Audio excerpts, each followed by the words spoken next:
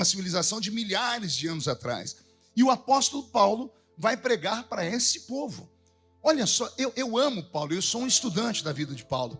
Paulo, como sendo judeu, poderia ter começado o ministério com todo o conhecimento e riqueza que ele tinha, porque ele vem de uma família aristocrática, poderia ter pregado para os judeus, ou poderia ter descido até a África. O primeiro país que faz continente com Israel é africano, que é o país do Egito, e entrado por aquelas províncias de pessoas pobres e manifestado o evangelho a eles, porque é muito mais fácil convencer uma pessoa que tem necessidades do que uma pessoa que aparentemente não tenha. Mas Paulo, ao invés de descer para a África, ele sobe para a Grécia. E ele vai pregar para um povo que já tem a sua cultura religiosa, não de um Deus, mas de milhares de deuses. E cada Deus para uma coisa. Um Deus cuida da natureza, que é o Deus Pan. O outro cuida das águas, que é Poseidon. O outro cuida dos céus, que é Zeus. O outro cuida do inferno, que é Hades. E é para esse povo que o apóstolo São Paulo vai pregar. Eu imagino a dificuldade que ele enfrentou lá, Emerson. Se você me perguntar por que, eu te digo. Paulo tinha 1,5 metro de altura, uma cabeça desse tamanho, calvo por natureza, e há biógrafos que dizem que ele era caolho e manco de uma perna. Olha, então a irmã falou, o sangue de Jesus tem poder. É mais ou menos isso. E você ainda acha que você é feio? Você acha que Jesus não vai te usar? Se ele usou um nanico de 1,5 metro de altura, uma cabeça desse tamanho, caolho e manco de uma perna, imagine se ele não vai usar você, que é uma mistura de Brad Pitt com Arnold Schwarzenegger. A senhora, uma mistura de Naomi Campbell com Gisele Bündchen, né? Porque aqui só tem beldades. Ou igreja para ter gente bonita, viu? Isso valia pelo menos uma glória a Deus, né? Então, vamos fingir, depois edita, eles vão fingir que vocês não ouviram ainda. Ou igreja para ter gente bonita, viu? Pronto. Então é para esse povo que Paulo vai pregar. Então, quando Paulo vai pregar para os gregos, ele entende que não adianta dar para eles conhecimento, porque eles são mestres em conhecimento.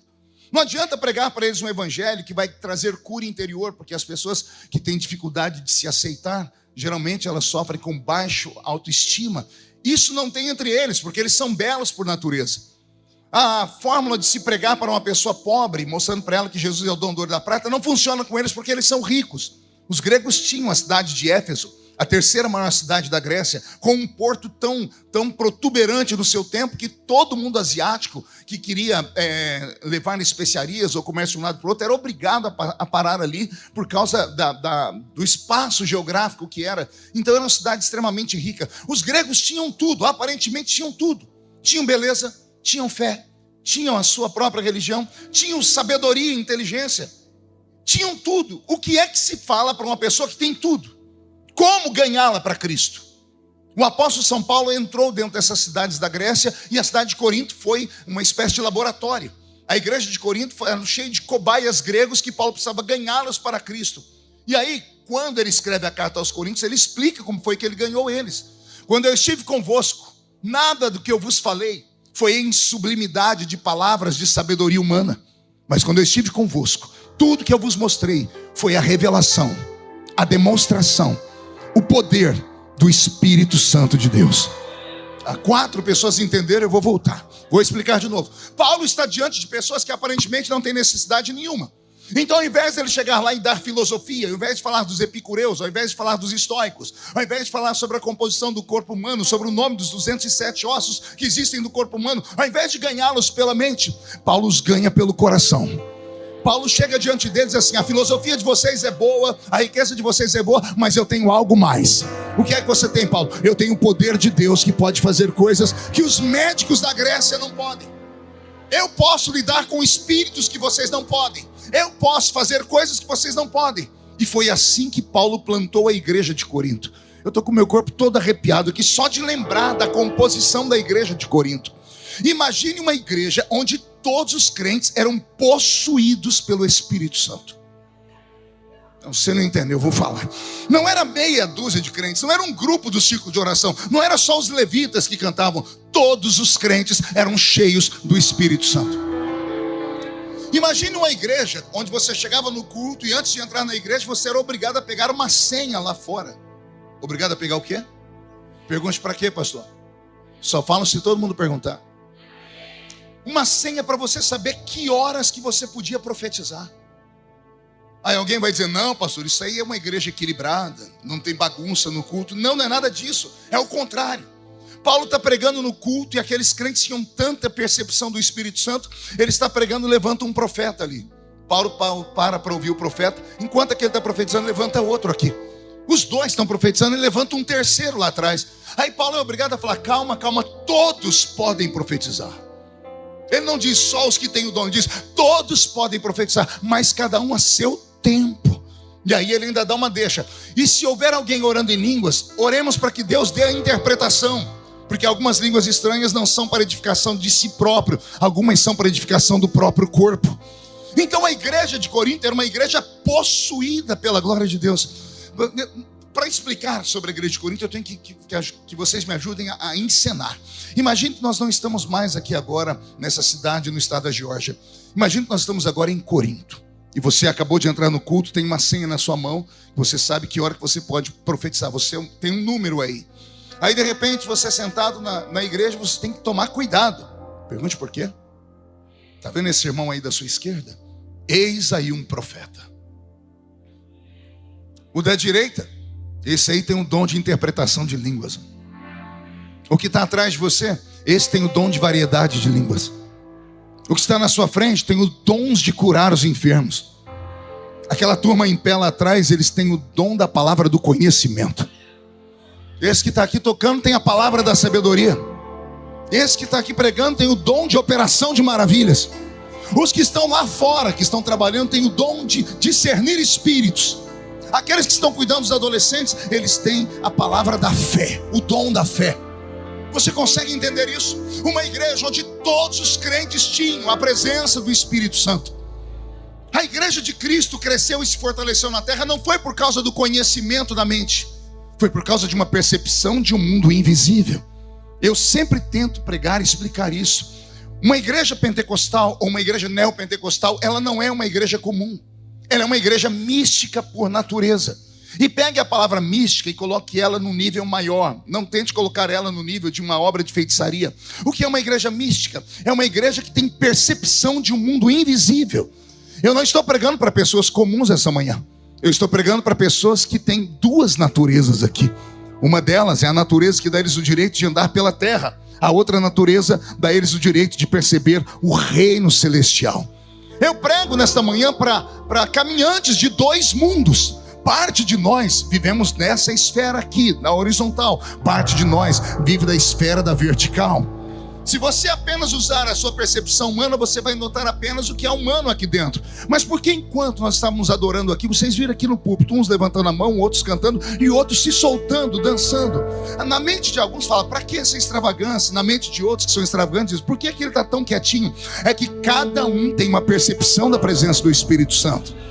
Você que vê alguns crentes fazerem aquele culto mais agitado, aqueles crentes que fazem umas coreografias, tem crente no culto que parece que recebeu o espírito do Bruce Lee, já percebeu? Ele vem e fica, e tem gente que fala, para que tudo isso? Não julgue, você não sabe o que ele está sentindo. A pessoa tem uma percepção muito maior. Eu não sei você, mas eu tenho ensinado que quando eu entro na casa do Senhor, eu venho para absorver. Você não pode entrar na casa do Senhor como uma toalha nova. Você tem que entrar na casa do Senhor como uma esponjinha velha. Entendeu? Isso aí, não entende essa metáfora? Eu lembro que lá nos áureos anos da década de 90, quando eu começava a pregar, eu ia pregar muito no estado do Paraná. E lá todos os crentes assembleianos tinham um quartinho do profeta. Onde chegava tinha um irmão para hospedar um pastor. Aí eu ia lá para o meu quartinho, já estava acostumado. Tinha lá uma caminha de solteiro, uma mesinha, uma moringa d'água. E em cima da mesa, em cima da cama ficava sempre uma toalha. Geralmente a toalha era bordada, tinha cheiro de naftalina, porque a irmã pegava lá da mala, ela casou fazia 80 anos, estava guardada, aí vem o pastor, então eles davam o melhor. Aí a gente pegava aquela toalha, bonita, toda enfeitada, mas a toalha não ajudava. A gente ia tomar banho, a toalha não absorvia água. Você passava para cá, ele empurrava a água. Você passava para cá, ele empurrava, porque parece que tinha parafina naquele negócio. Eu estou falando besteira? Alguém já experimentou isso? A toalha nova é assim. Tem gente que vem para casa do Senhor parecendo uma toalha nova. O céu está descendo, está chovendo, nada pega na pessoa. Bate e espirra. A pessoa não absorve. Aí ela vem para o culto e fica olhando o pregador com uma cara feia, parecendo que foi batizado num pote de vinagre. É sério, a pessoa vem, cruza a perna, põe a mão no queixo, fica filosofando, dizendo to be or not to be, that's the question. E pior, alguns vêm e põem essa porcaria desse chiclete na boca e fica assim, ó, parecendo um burro que está ruminando a comida lá na roça. E aí o céu não desce. Pior, essa mesma criatura no fim do culto reúne com mais meia dúzia igual ela lá fora, que tem uma língua do tamanho daquela gravata dos pastores de antigamente, para falar mal do culto. Falar, aquele pregador gritou demais, o cantor desafinou na segunda estrofe, aquela cantora, por que ela fez aquilo? Isso aqui não é um lugar de julgamento. Quando você atravessa aquela porta, você tem que absorver o ambiente. Você tem que entender que esse lugar, ele parece estar na terra, mas não está mais. A reunião começa em Atlanta. Na forma que a reunião vai crescendo, nós vamos saindo de Atlanta e vamos entrando nas regiões celestiais. E quando chegamos nas regiões celestiais, uns falam em línguas, outros interpretam línguas, outros dão glória a Deus, outros se agitam, outros adoram. Não há outro sentido de estarmos aqui. Isso aqui não é uma reunião social. Lá no Brasil tem reuniões sociais, no Lions Club, no Rotary Club, na maçonaria. Nós não temos uma reunião social. Isso aqui é um agrupamento de gente que entrou aqui com a bateria descarregada. Porque se tem um país que suga a energia do povo, é esse aqui. Vocês trabalham igual malucos, vocês se enfrentam todos os dias. Você vem para a igreja com uma fórmula só. Você tem que entrar aqui e recarregar a sua bateria. E para recarregar a bateria, você tem que achar um ponto de contato com o céu aqui dentro. E como é que eu faço isso, pastor? Meus velhos pais, que só tinham 2 dentes na boca, porque era tudo analfa de pai e beta de mãe, os 2 dentes, o zagueiro e o atacante, me ensinaram, quando entrar na igreja, meu filho, abra a boca e dá glória. Quantas glórias for preciso. Ah, pastor, mas e se a pessoa do meu lado incomodar? Diga para ela que você não está ali por ela, você está ali por você. Ao entrar aqui dentro, receba esta presença, se encha do Espírito Santo e busque esta graça. O apóstolo Paulo plantou a igreja mais viva de todos os tempos, a igreja de Corinto. Ele usou toda a experiência que ele tinha. Você vai ver que tudo que ele escreve na carta aos Coríntios, ele diz, porque eu recebi do Senhor. É a forma de Paulo mandar um recado para a igreja de Jerusalém, que não tinha metade da unção da igreja de Corinto. Porque a igreja de Corinto tinha Pedro e João. A igreja de Jerusalém tinha Pedro e João. A igreja de Corinto tinha Paulo. Pedro e João andaram com Jesus, Paulo não. Mas a igreja de Corinto era mais avivada do que a de Jerusalém. Por quê? Aí Paulo explicava, porque eu não recebi dos homens, eu recebi do Senhor.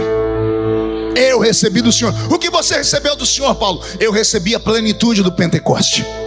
E aqui vai um recado para as pessoas que acham, só porque agora falam how are you, melhor do que os outros, só porque tem um carro bonito, tem dinheiro, já está comprando fazenda no Brasil, acha que só porque está usando uma roupinha melhor, não precisa mais ser aquele crente de antigamente, aquele crente lá da roça, aquele crente lá do monte, aquele crente lá que é a irmãzinha do coque, lembra? Aquela que orou por você e profetizou que um dia você atravessaria o oceano e viria para esse país. As pessoas se esquecem da sua origem. Quem se esquece da origem corre um grave risco de perder a sua própria identidade. Você pode estar numa igreja bonita, com o maior telão que eu já vi na vida. Eu estou com inveja disso aqui. Eu estou tentando construir uma igreja, vai 3 anos. Eu falei para o Armando, meu sonho era ter a metade da metade desse aqui. Vocês têm tudo, mas não adianta congregar num templo de Salomão, se o templo de Salomão não tiver a essência do cenáculo. E qual é a essência do cenáculo? O cenáculo não tinha ouro e prata, mas tinha o levanta e anda.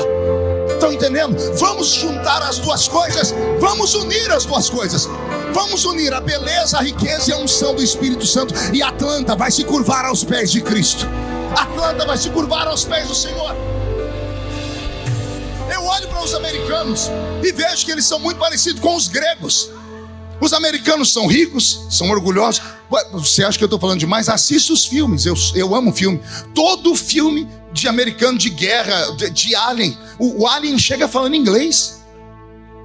O cara lá do planeta 51, da zona do lado do buraco negro, chega falando inglês. Nunca vi um chegando falando português, espanhol. Os aliens sabem a língua inglesa.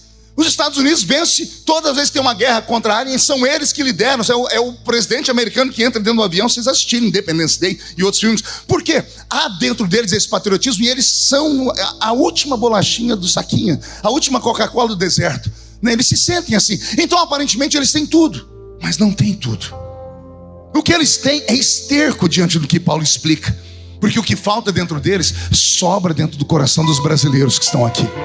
E o que é que nós temos, pastor? Você tem percepção. Nós não somos céticos, nós somos espirituais. Você acha que eu estou falando demais? Se 4 ou 5 crentes começarem a dar glória a Deus, você vai ver isso aqui pegar fogo e incendiar.